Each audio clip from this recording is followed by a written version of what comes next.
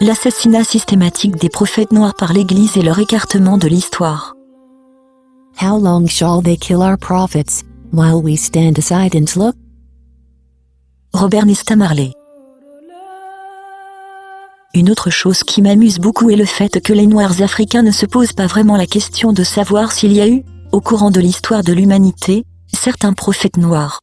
La grande majorité des Africains noirs sont le dimanche dans les églises blanches, en train de prier Jésus, en train de recevoir encore une fois, un bon conditionnement collectif pour adorer le Jésus des Blancs, le Jésus de la religion des esclavagistes colonisateurs. Étant au Ghana en 2003, j'ai été vraiment fort étonné de constater, dans ce pays dont les côtes sont remplies d'endroits cumulant un grand nombre de forteresses, d'où les esclaves partaient vers les Amériques et autres marchés d'êtres humains de par le monde, dans ce pays qui, par ailleurs, est un des berceaux du panafricanisme, de constater donc sur place que la grande majorité du peuple est endormie par les églises chrétiennes de tout plumage. Les radios ne font qu'émettre des discours de prédicateurs chrétiens. Partout en bordure de route il n'y en a que pour Jésus, Jésus love you, Jésus will save you, Jésus is your guide, Jésus will provide, etc. Dans un taxi sur deux on voit des autocollants, des petites affiches, des porte-clés faisant allusion à Jésus. Et dans un taxi sur deux également, on entend des chansons qui parlent de Jésus. Où sont aujourd'hui les racines de tous ces Ghanéens?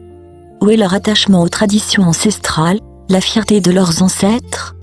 Et la fierté de leur propre histoire, la fierté de leur grand passé, pourtant glorieux, où est-elle? J'ai eu beaucoup pitié d'eux. J'aime aussi nous faire réfléchir, nous Africains, sur le fait important que voici, partout sur la terre les peuples ont eu, à quelques moments de leur histoire, leurs prophètes autochtones. Les Asiatiques ont des prophètes asiatiques, tels Bouddha, Krishna, Lao Tse, Confucius, etc. Les sémites arabes et juifs ont des prophètes du Proche-Orient, tels Moïse, Mahomet, le Bab, Zoroastre, etc. Les Américains, dont la civilisation est pourtant récente, ont quand même un prophète de l'Amérique, Joseph Smith, initiateur des Mormons. Les Européens ont, depuis 2000 ans leur prophète, Jésus. Comment se fait-il que nous, Noirs d'Afrique, nous n'ayons pas nos prophètes noirs africains à nous? Existe-t-il une seule raison pour que les Noirs n'aient pas eu leur propre prophète, au même titre et au même niveau que les autres peuples? Y a-t-il un seul motif explicable pour que les cieux aient discriminé le peuple noir en matière de prophète? La réponse est dans la question elle-même, c'est évidemment non. Alors, comment se fait-il que les Noirs africains ne connaissent pas ou alors ne connaissent plus leurs prophètes? Pourquoi les ont-ils oubliés?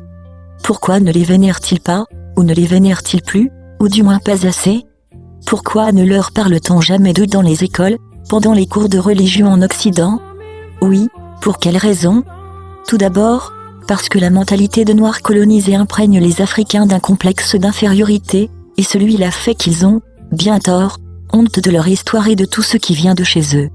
Leur esprit de colonisé leur fait regarder tout ce qui vient de l'homme blanc comme forcément le meilleur, le plus juste, le plus valable, comme beau et bon, comme civilisé, les Noirs étant toujours dans leur tête des sauvages.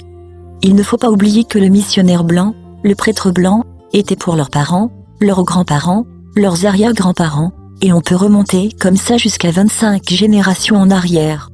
Les intermédiaires entre Dieu et le peuple noir colonisé, la parole divine venait aux Noirs à travers le missionnaire blanc et de ce fait, l'homme blanc recevait automatiquement le statut d'un être supérieur dans tous les cerveaux des Noirs convertis au christianisme.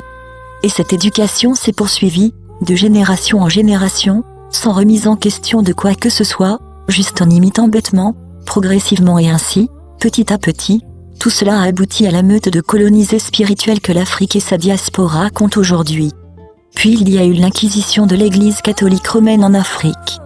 C'est drôle de constater aujourd'hui ce que les Africains pensent et disent quand ils entendent le mot Inquisition. Pour eux, celle-ci fait partie de l'histoire de l'Europe, c'est une affaire qui s'est passée entre des Européens au cours du Moyen-Âge. Encore un exemple prouvant à quel point les Africains sont perdus, à quel point ils ignorent tout de leur propre histoire, ce que nous pouvons aisément comprendre, car tout a été mis en œuvre pour qu'ils l'oublient, leur histoire.